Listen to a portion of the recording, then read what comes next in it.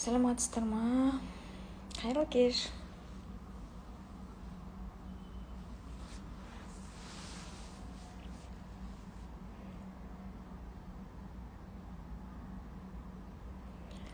Сәлем, қалдарыңыз қалай?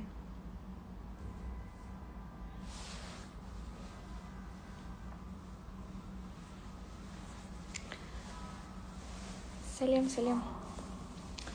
Нүкіске сәлем, қайырлы кеш. Қалдарыңыз қалай? Кішкене ертерек шықтым тікелей эфирға. Себебі қазір 8-де менде бүгін супервизия екен. Өзімнің ұстазыммен. Сондықтан сіздерге кішкене ертерек шығайын деп бүгін кішкене интрига жасасам, что-то адамдар мені түсінбей қалған да адамдар болды, қолдап қоштаған адамдар да болды, уайымдаған адамдар да болды. В общем, пиар работает, бірінші рет көрдім, что пиар так работает. Мен стористерім обычно олай выстреливать етпеуші охватпен. Қалай біздің миымызға негативный программа әсер етеді, я в шоке вообще. Мен қаншама сағаттап позитивный, күшті, пайдалы нәрселер, стористерді жазам, ойланам оны жазу үшін, А тут раз взяла и эмоциямды просто показала, и бац тебе рекорд қойдым по просмотру. Негізі, эмоциямен алған шығар деп ойлаймын, потому что реально проживала, бүгін сол кино туралы сіздерге кішкене тез айта салуға кірдім. Если кто не смотрел эту дорому, прям 100%, надо пойти посмотреть и пережить эту жизнь. Когда жизнь преподносит тебе мандарины. Мен негізі бұл киноны Қазақстанға барған кезде Камиль айтқан.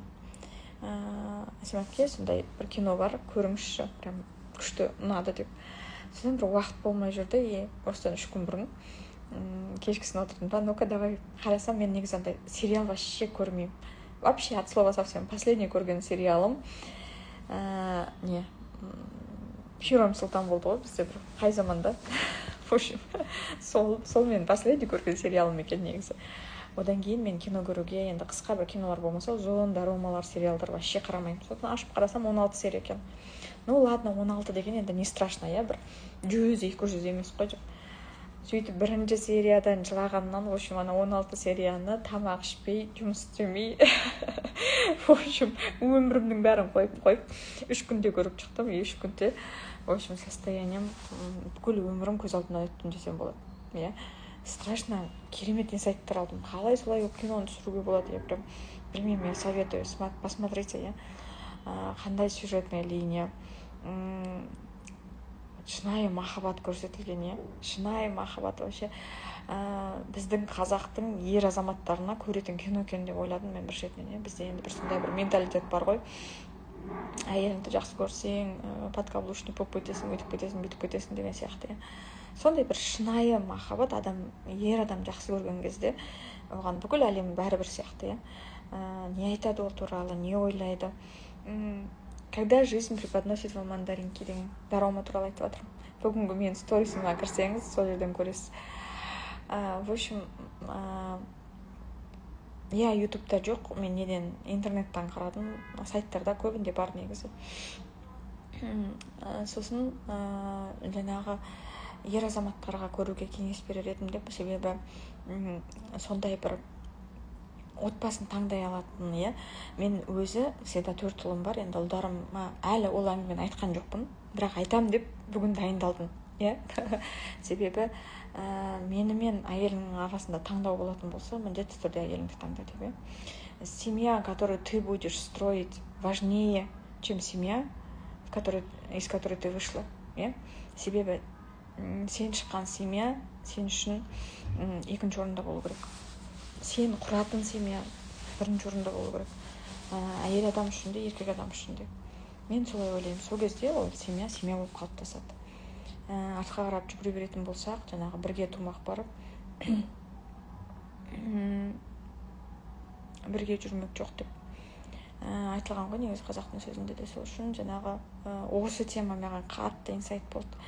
Одан кейін әкенің балаға деген махаббаты, шексіз мейірімі, сондай бір кедейшілікте, сондай бір жоқшылықта, сондай бір қиыншылықта өмір сүрсе де, жаңағы қызына любой момент бере алмай тұрса да енді сондай бір керемет дүниелерді маған келсең болады. Тамақты даже жегізіп отырған кезде кішкентай кезінде дәмін татып көрші. Если не хочешь выплюнь, жаңағы жегің келмесе түкіріп таста. Адамға уже таңдау, балаға таңдау. Біз сияқты же давай жегің келіп тұрса да, жегің келмей тұрса да же деген указ жоқ. Мектепке барғың келе ма? Егер мектепте сені біреу ренжітетін болса, мектепте саған ұнамаса, папаңа қайтып кел. Я тебя защищу деген сөздер, и ана жылап күйеуге шығайын деп тұрған кезінде тоже күйеуге шыққың келсе шық, шыққың келмесе папа тебя будет ждать. Қандай бұл вообще балаға деген сенім, и бала саған соны қайтарады ғой міндетті түрде. Когда ты в него так веришь, он не имеет права тебя подводить. Он қызының өзі айтады, зачем вы в меня столько вложили, это же такая ответственность, мен уже не имею права ошибаться в этой жизни деп. Даже өзінің махаббатынан, енді білмеймін, ана сюжетный линияның бәрін айтып тастағым келіп тұрған жоқ сіздерге, бірақ та надо посмотреть, прям стоящий кино. Мен обычно кино көп көрмеймін, бірақ енді 100% жылайсыздар, в общем, жылайтын моменттар жетеді, и өзінің өміріңе байланысты тоже, біздің бір кең заманымызда мен енді бір қиын деп өзімнің тағдырымды, балалық шағымды, енді 90-ның тоқырауларын бәріміз өттік қой, енді нанғамай, қарамай, шай, қара шай жеп отқан кездерде, қазіргі ағылған заман жоқ. Бір тәтті алғың келеді, бірдеңе жегің келеді. Когда жизнь преподносит вам мандаринки деген кино, қыздар, жазып қойыңыздаршы, біреулеріңіз жазыңыздаршы, мен прикрепить етіп қояйын. Когда жизнь преподносит вам мандаринки. Сондай қиын замандар болады ғой негізі адамның өмірінде да. Бірақ енді соншалықты, енді қарап тұрсаң 50-ші жылдар Корея, енді біздің қазіргі, примерно мен папамдармен жасты адамдар ғой, енді 50-ші жылдан 25-ші жылға дейін көрсетілген. Сонда енді мен анамның өмірі десем болады. Примерно мен бұлай ойлап қалдым. Мне прикрепить етіп қойдым, қыздар. Когда жизнь преподносит вам мандаринки деп аталады. Сериал 16 сериядан тұрады. Корейский сериал. Сонда мен ойладым, мен анамның өмірде примерно сондай ғой енді.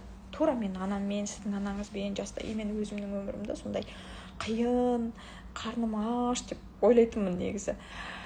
Шүкірге келтіреді, насколько біз изобильно өмір сүреміз, насколько біздің тоқ, заманымыз қандай керемет, ғажап заманда өмір сүреміз. Ана аштықты көрген кезде, анандай қиналысты көрген кезде, и он сондай прям передавать еткен до нюансов, каждой клеткаңмен сен чувствовать етесің, что сен тура сен сүріп жатқан өмірде басқа адамдар бар, и оларда сенікі сияқты мүмкіндік жоқ. И сен қазір өзіңе тұрған точкаңа шүкір, альхамдулиллах деп айтасың. Шынымен, шынайы пейіліңмен, на реальных событиях дейді. Содан кейін жаңағы адамдардың қаншалықты кармический түсірген, мен ойлаймын, мынаның жолдасыма жаңа түнімен айттым, в общем, 3 күн айтып жүрмін ол киноны. Каждый сериясын айтып беремін. Надан кейін мынау болды, надан кейін мынау болды деп, в общем, оның миында жеп жатырмын. Сол кезде айтамын да, мына сериалдың сценарийін психотерапевтпен психологтар жазған сияқты деймін да, себебі кармический узел көрсетілген, киноның барысында, мысалға, біреуге жамандық істесең, бір 10 жылдан кейін бір сондай жері болады, жаңа қыз бен жігіт өздерінің чемодандарын ұрлатып алғаннан кейін тағы бір әйелге көмектеседі. Сіз сол жерге бармаңыз, чемоданыңыз қалдырмаңыз, сізді де ұрлап кетеді деген сияқты. И потом по сюжетной линии оның қызына уже бір 10 машина қиятырып, естіп қиятырым деген сөз. Сағадат, не жазып жібердің сен маған? Немене қиятырып жатсың? Түсінбедім.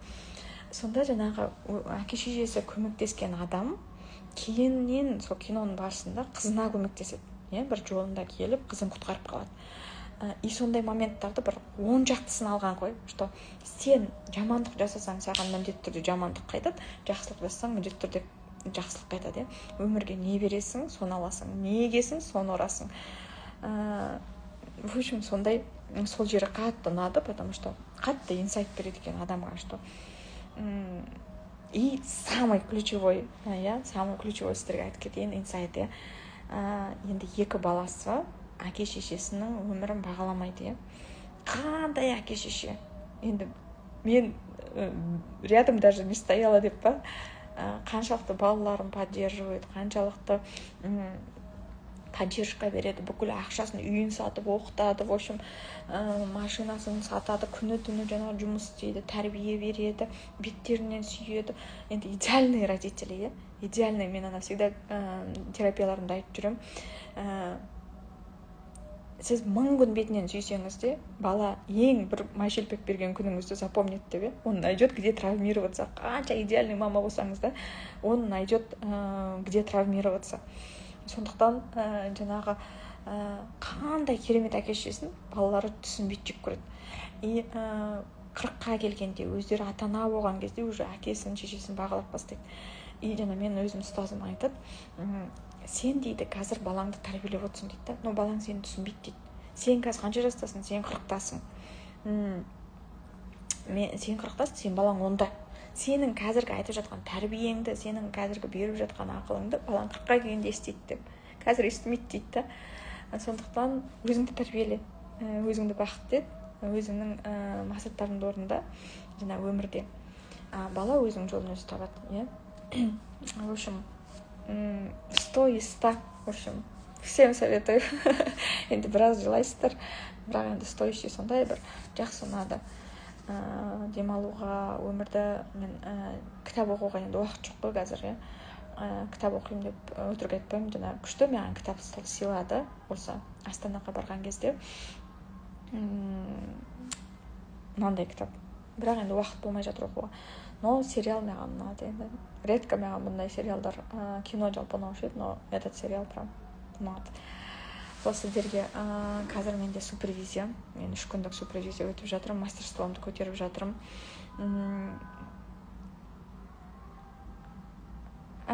Сағадат жаным, жолың болсын, жолыңа қара. Маған алаңдама, қайтесің, мен аман-есен жетіп ал.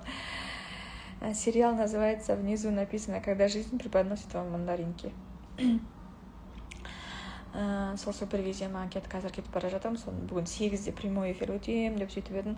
Соған ертерек шығып, сіздерге тез сюжетін айтып, прям кеңес берем, психотерапевттің бір курсын алған сияқты болып шығасыздар, бір өздеріңізге бір үлкен инсайт тоже келеді деп ойлаймын. Себебі әкеммен байланысты, мен бүгін әкеммен байланысты өте үлкен инсайт тауып алдым. Енді ол бір жеке нәрсе ғой, енді мен 3 күн көріп жатырмын бұл сериалды.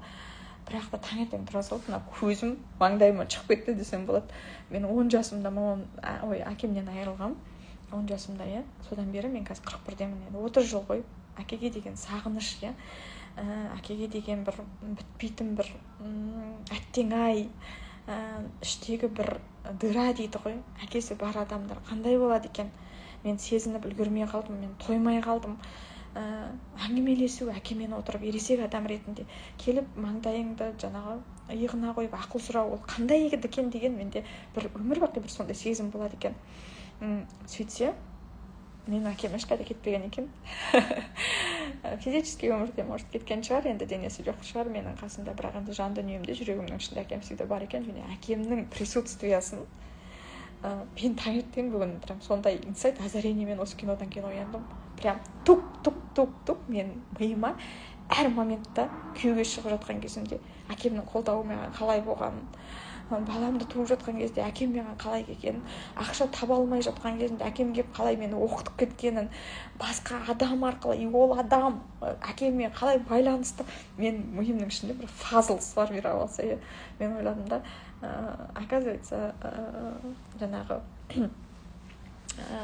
әке шеше деген нәрсе, ол енді базовый, фундаментальный нәрселер, енді ол бізді өз-өзімізді қабылдау ғой, әке шешені қабылдау деген, сондықтан ешқандай кетпеген екен. Мен өзімді бір толыққанды бүгін жинап алдым осы кинодан кейін, именно со стороны отца.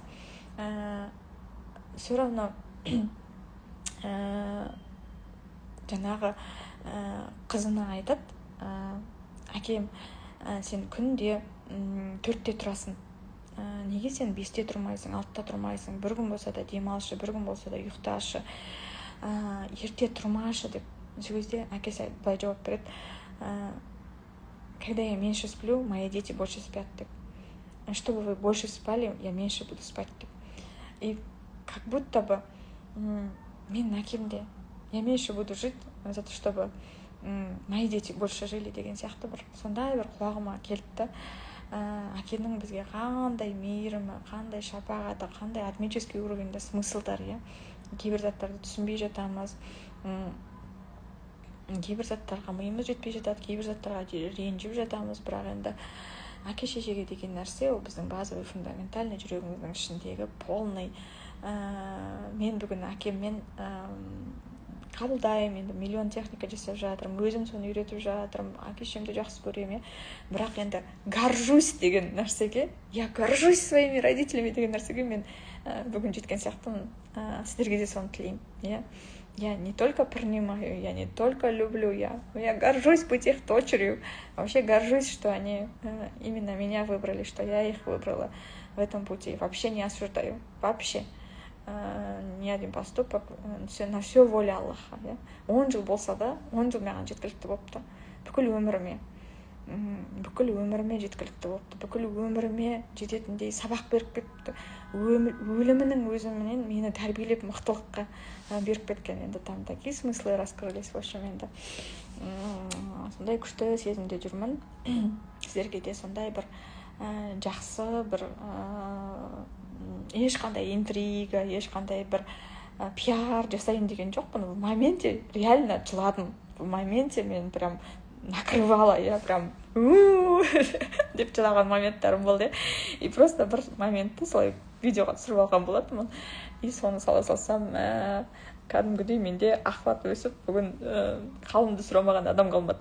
Кәдімгідей елдің бәрі менің қалымды сұрап қойыпты. Сонымен просто захотелось просто выйти к вам и посоветовать такой классный фильм. Почему бы и нет, да?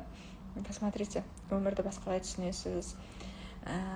Жаңағы шапқылап, ақшаның артынан, атақтың артынан енді неше түрлі ұмытып кетіп жатамыз ғой, енді адами нәрселерді, бәріміз пендеміз ғой.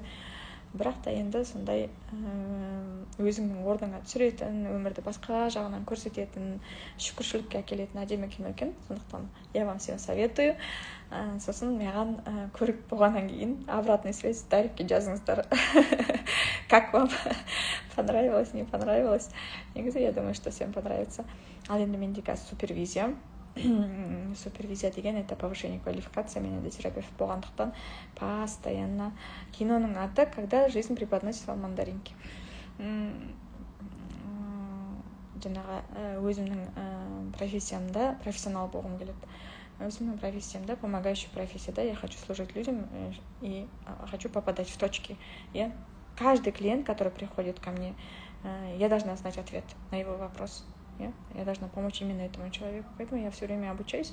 Поэтому я бегу на свою супервизию. Ал барлықтарыңызға рахмет. Киноны көріңіздер. Киноны көргеннен кейін маған обратный связь айтыңыздар. Может быть, поговорим. Мен негізі Дарикті жақсы көремін. Дарикке жазған кісілердің көбісіне мен ответ жазамын. Общаться етемін аудиториямен. Сондықтан сіздерде қандай сезімдер болып жатыр, жазыңыздар. Ал барлықтарыңызды құшақтадым, беттеріңізден сүйдім. Сау болыңыздар. Я вас люблю.